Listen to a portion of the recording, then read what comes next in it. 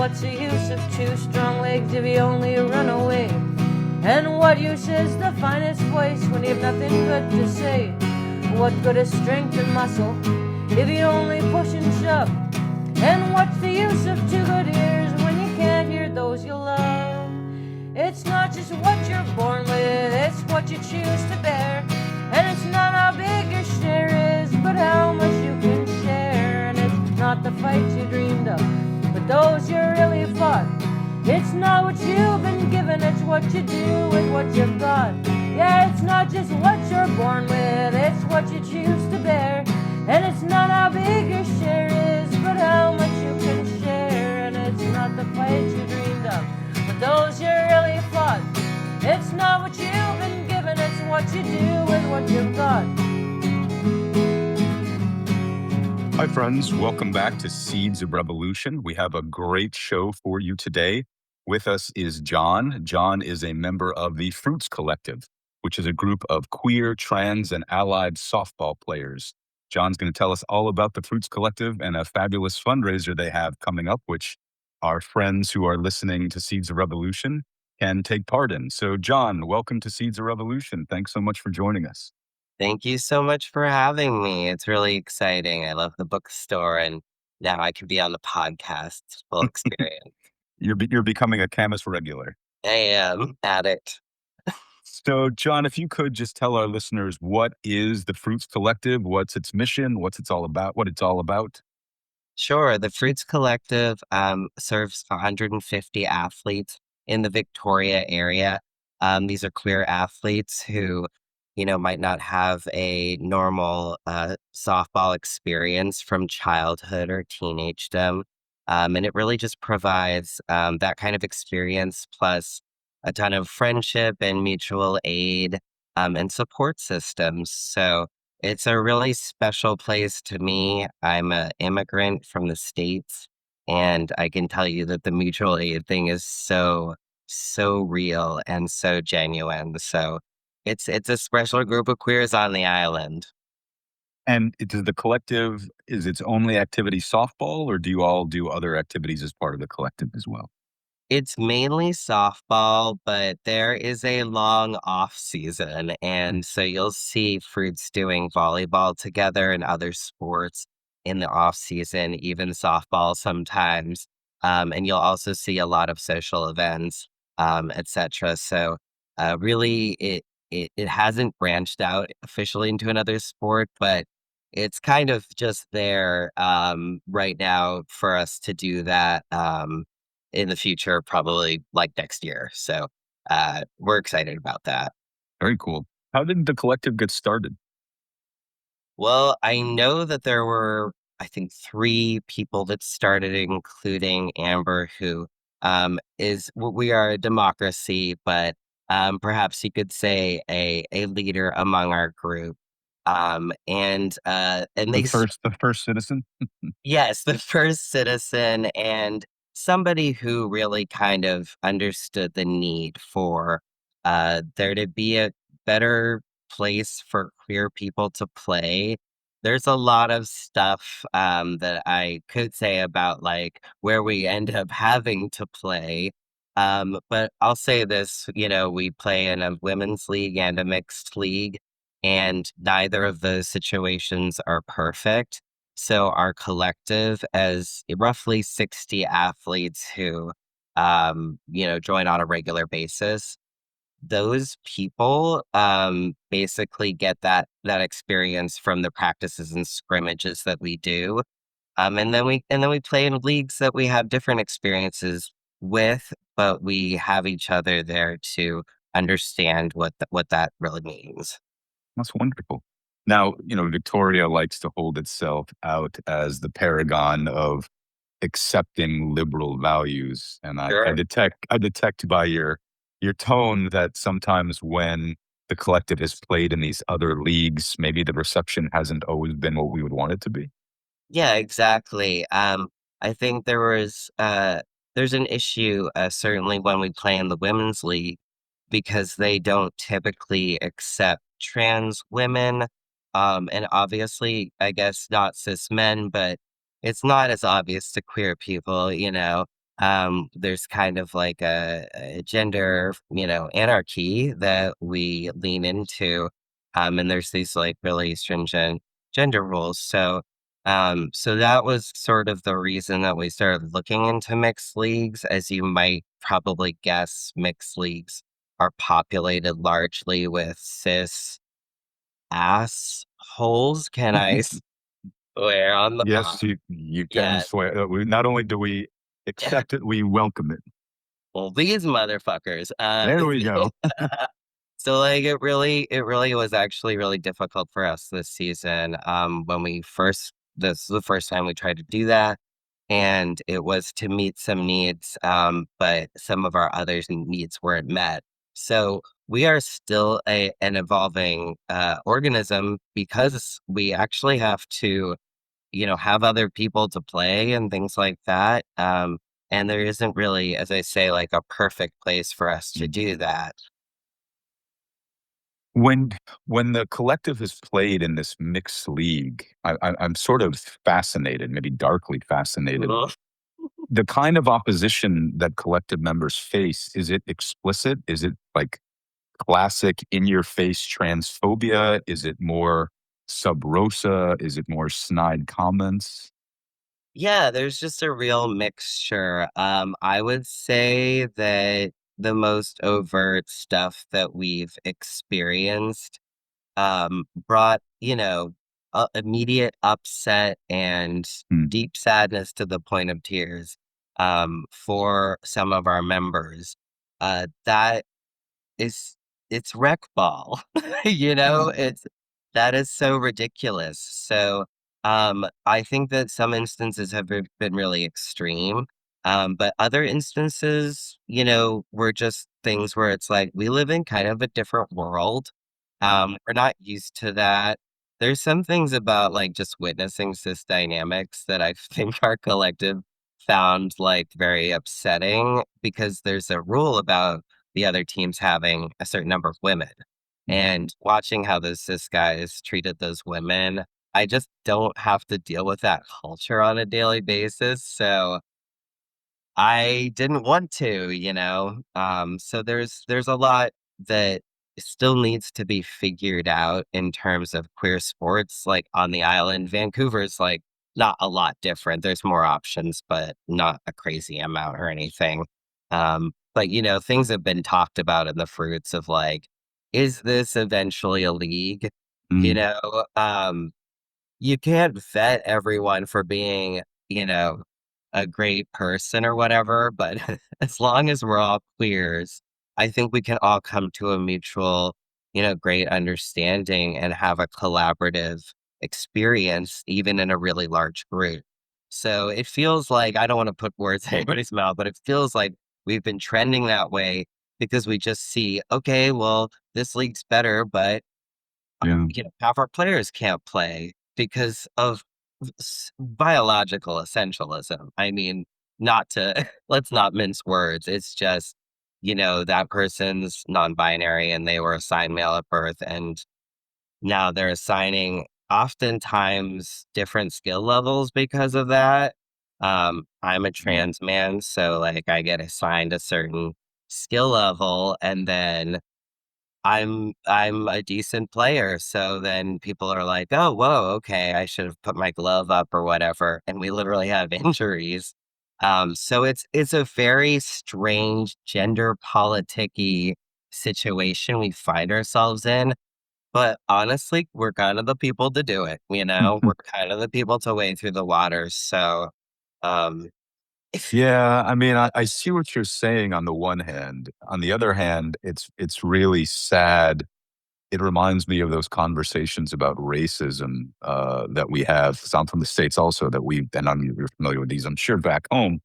me. It is not the black person's job to educate the white person on white supremacy. It is not the gay man's job to educate the straight man on the politics of queerness. And so it sort of saddens me that I hear what you're saying about you're the people for the job, but in a sense that saddens me that burden has to be taken up by a group of people who just want to play softball and not be Yeah. judged by the gender they were assigned at birth or who they like to sleep with. I mean, that's sad. There's a lot of emotional labor, and trust Yeah. me, I have, as somebody who transitioned almost 20 years ago now, I literally put things aside that I can't take on, Mhm. and we have lots of really healthy discussions within our chat groups about things that happen and what we want to take on as a group and what we want to just leave behind. What is too much emotional labor? That's what you get in a group of queer people who are organizing things. You kind of get this like, we are care first, we are like extending a friendly hand, to help in whatever way possible. I don't hang out with straight cis people enough to be like, is this what they do? But I think it's overwhelming, in the queer community. Yeah. And the fruits are really like a shining example of it. It's some of it's really triggering me in a strange way because I played sports when I was young and, cis, straight, white man my entire life. And one of the reasons that I quit playing sports, well, number one, I wasn't very good. Let's just put that out there. It wasn't like I was sacrificing, an NBA or NFL career or anything. Um, but even for me as a cis straight white man, I mean, the toxic masculinity, even in like, I remember middle school baseball Yeah. was just awful. And I didn't have the words or the experience to contextualize what was terrible about it. But I do know that that toxic masculinity put me off sports for the rest of my life. I mean, even today, I don't watch sports. I don't really have an interest in sports. I don't play sports. And it's really sad that what that does both to kids and to adults like you and other members of the Fruits Collective who just want to enjoy sports instead of being surrounded by this miasma poison that comes with it so many times. Yeah, I agree completely. I, have a history of playing sports that shifted very drastically when I was 11 because I was suddenly supposed to play softball. I gave up baseball forever at 11 because it's what I'd always played and it was what I loved. I'm from Boston, like, just like a Red Sox addict, like really, really in my blood. And it felt like something was just being completely ripped away from me without any choice. So when I met the fruits, I think I joined last year and I just got all these ideas. I saw and I heard stories that were similar to mine. And I just got all these visions of like getting them like little baseball cards like I had in Little League and getting them uniforms, getting them proper BAPs, and all of that, and just upping the fun that we, didn't get to have, like just having it now. And part of that is for me, Yeah. So we actually got some uniforms for one of the teams, and that uniform is nicer than anything I had in high school because my Catholic school was just like, didn't have a ton of funds. We were just wearing these like smelly old uniforms. And I was like almost crying at this uniform, really having kind of a moment of fulfillment. Because this still kind of breaks my heart, what happened to me and to my sibling who I'm pretty good. My sibling was like so amazing at baseball. Mhm. And after we had to quit, they couldn't even watch it anymore. So Wow. it's heartbreaking. And again, people from Boston, I don't know if the Canadian audience will understand this completely.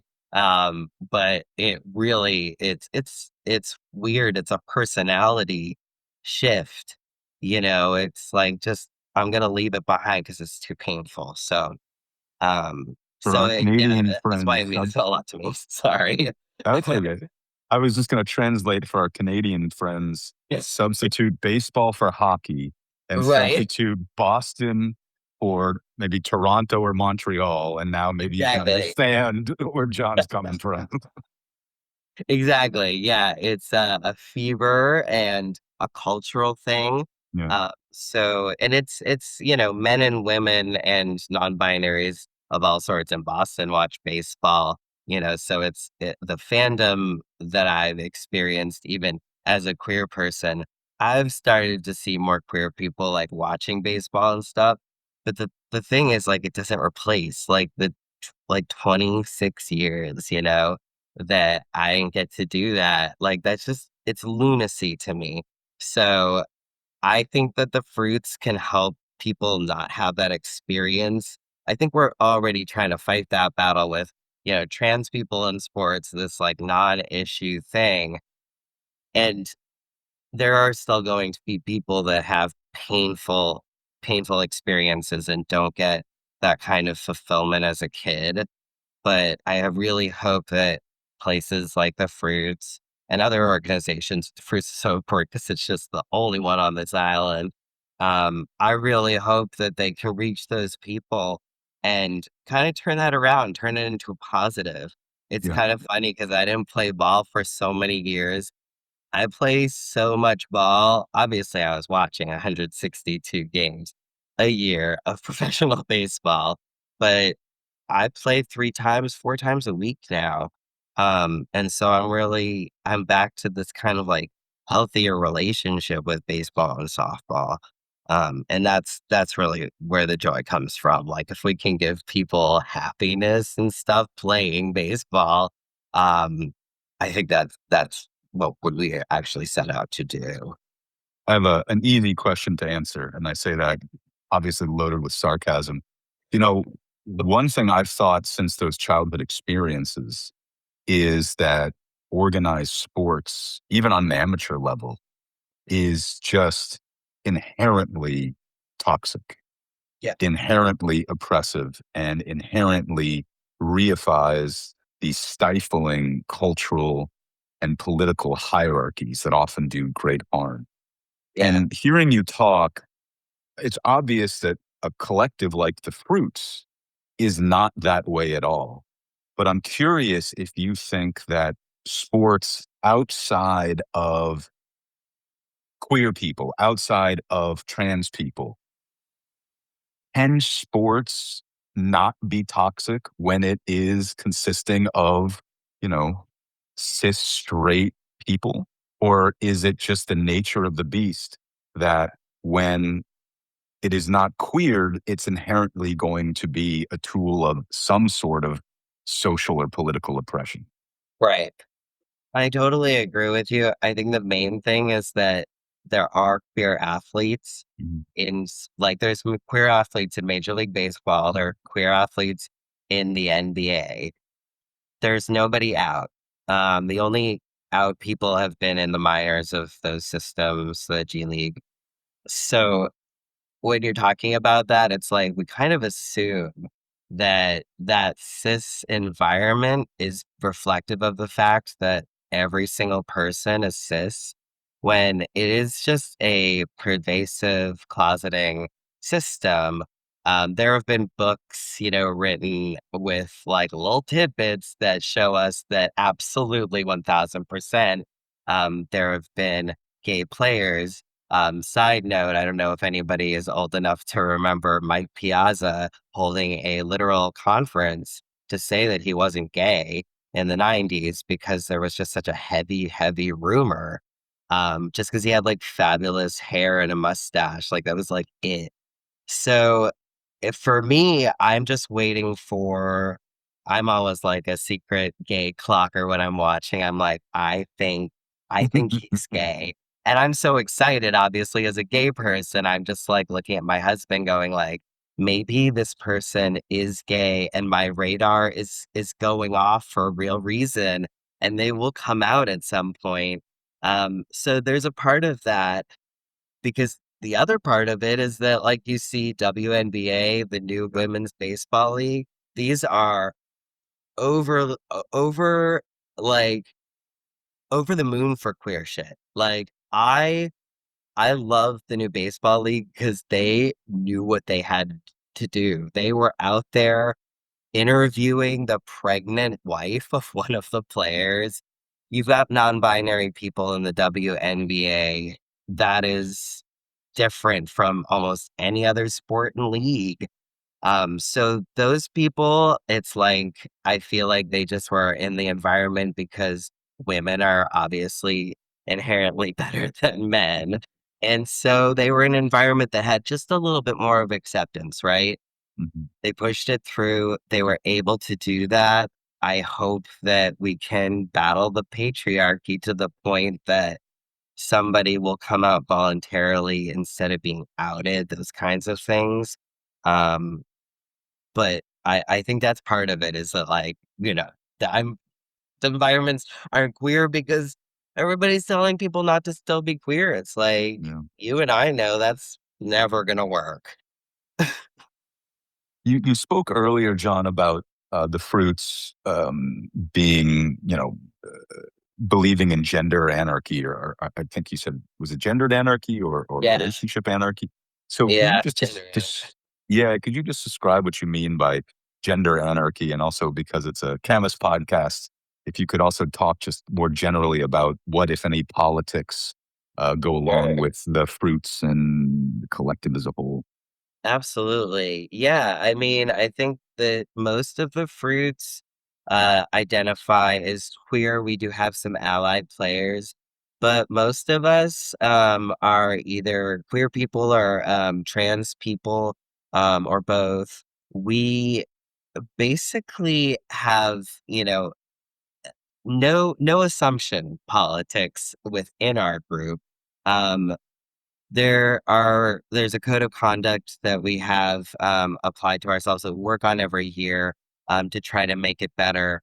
And that stuff is really about providing a brave space, as opposed to, sort of like any kind of coddling or whatever. We actually want to have, conversations with each other. So this is like, it's like the queer realm of like trans people being real with each other, real identities, etc. The result of that is that you have confident people that get to wear whatever they want, get to express their gender in a comfortable way, even if we're playing a team that might not completely understand that. Mhm. The other thing that we kind of have all in common is that, yeah, there's like a lot of chat about causes that mean a lot to us, like across the board. I mean, we have sort of there's sprawling WhatsApp. I don't want to give WhatsApp a commercial, but like our chats, there's like 20 chats within our chats. And these are organizational groups to make other things happen. A lot of time charitable stuff. Again, mutual aid, things that connect to the queer community.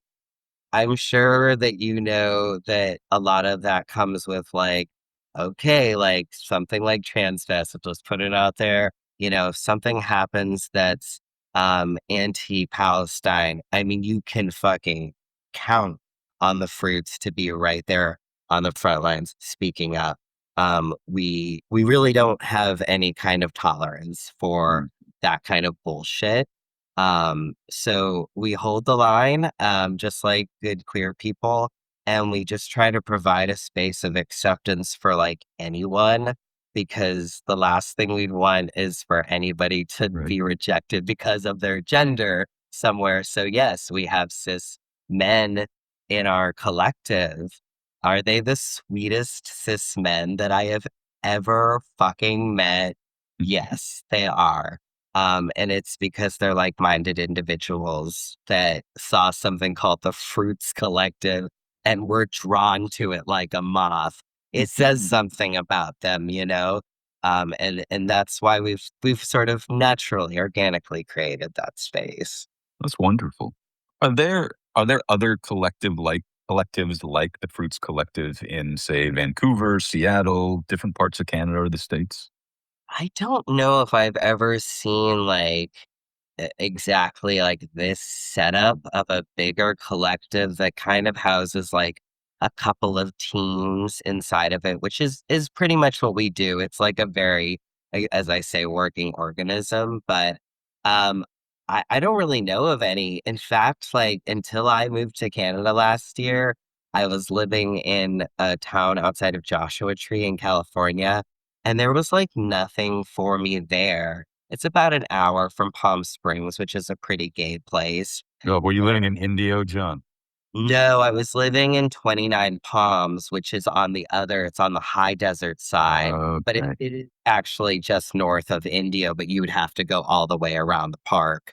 Yeah. But I I was like caught in a desert, New England boy caught in a desert, didn't really I just wanted some like grassy fields and a place to hit a ball. But it really wasn't there. It wasn't until I kind of went to this kind of dreamlike island that a group of like so many people just welcomed me and said like, "Hey, we play softball. We don't care what you are, who you are, but the fact that you're trans, awesome. Mm. Let's talk about all of our stuff." So it's pretty special. Do you find that other collective members also share radical politics, especially when it comes to things like Palestine, anti-capitalism? Yeah, for sure. I mean, there's a lot of some of the groups that I really like are like the ones that are just like looking, exchanging goods, that kind of stuff, or pointing towards where free stuff is. It's like, I don't know, there's just something environmental about it. There's something socially conscious about it. And it is like a very political act not to scan your credit card at a big supermarket. So things like that, I actually really believe in way more than big acts of whatever, political sway. Who gives a fuck? We're here on the ground, and people are really like hungry and needing services and stuff. So, absolutely. I mean, I don't think someone would last long, I Mm. guess, in the fruits if they really like, I don't know, were pro genocide or something like that. Um, but when I say these people are radical and like just really cool people with awesome minds and hearts, that's just what it is. It's like you expect them to have these politics and then they do deliver. What would you say to somebody? 'Cause I'm thinking of some of my friends in particular. They're trans. They might be a little on the quieter side, a little bit on the shyer side, and they might listen to this podcast and it sounds intriguing, but the idea of wandering into a collective where they don't know anybody and saying, "Hey, I'm here. Can I play softball?" That might be a little bit of a daunting idea for them. Sure. I will say I'm a, tried and true Sagittarius, big personality. When I first meet people, it's like I can't even speak. So firstly, I invite you to DM me, or DM the fruits. Like we will literally just have a chat and make you comfortable or whatever. But I would also just say there is no reason to be scared because there's just a lot of fun and happiness and stuff. And so you're going to be walking into a very welcome environment. Skill level is not a concern.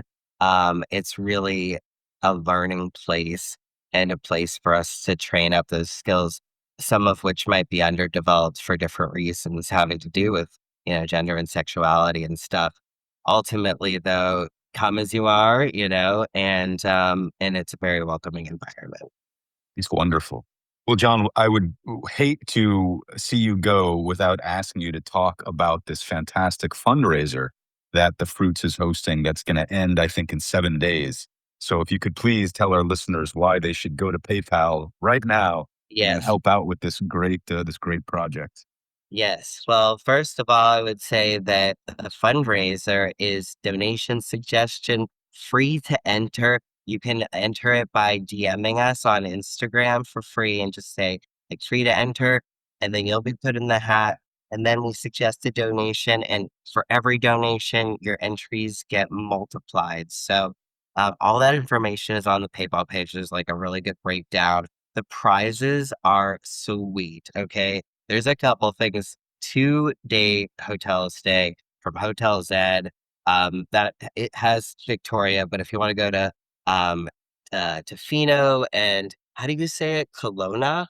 Kelowna. It took me a Kelowna. while too, my Thanks. friend. Sweet. Kelowna. Yeah.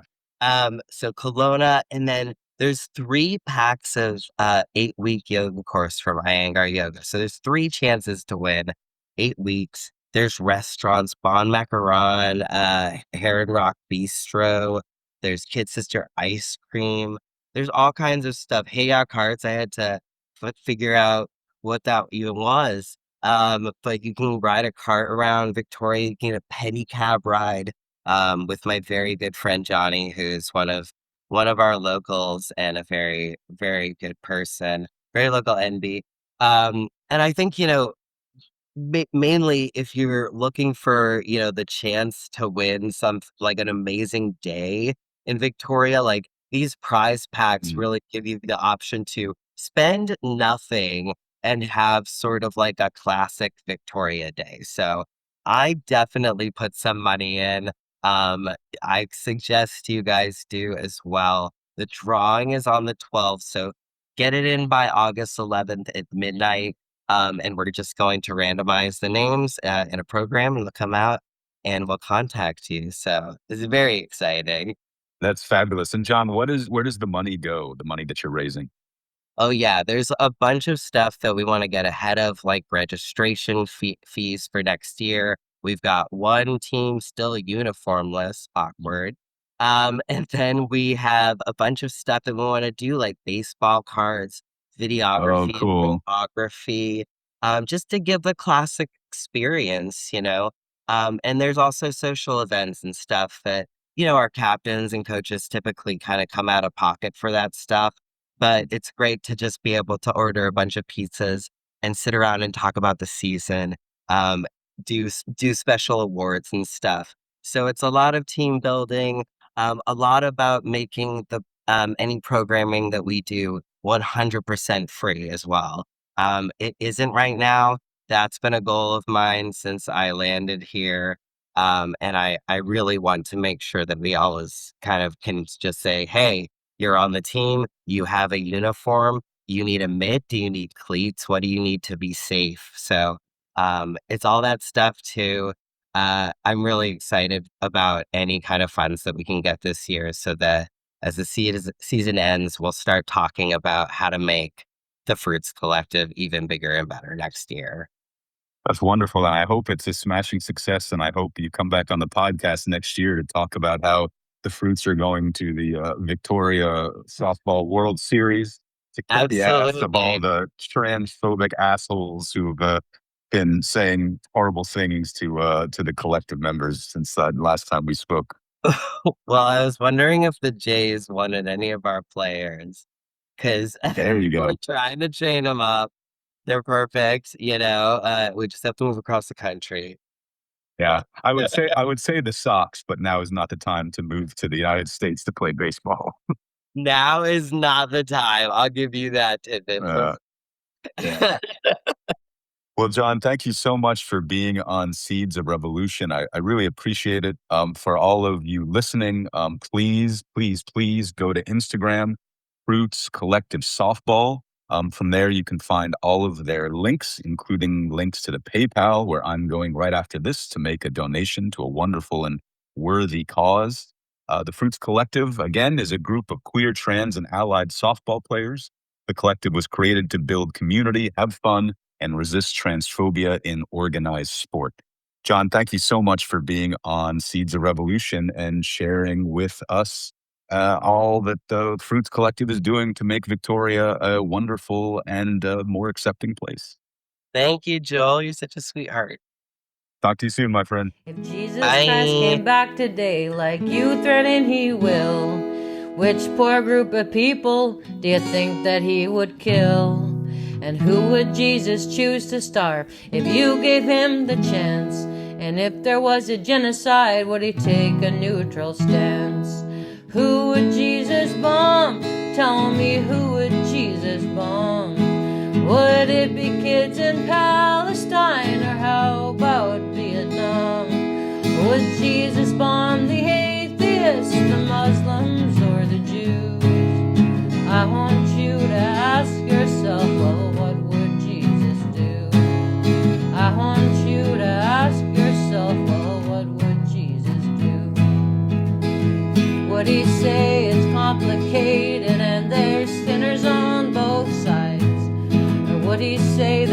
some people, they just deserve to die.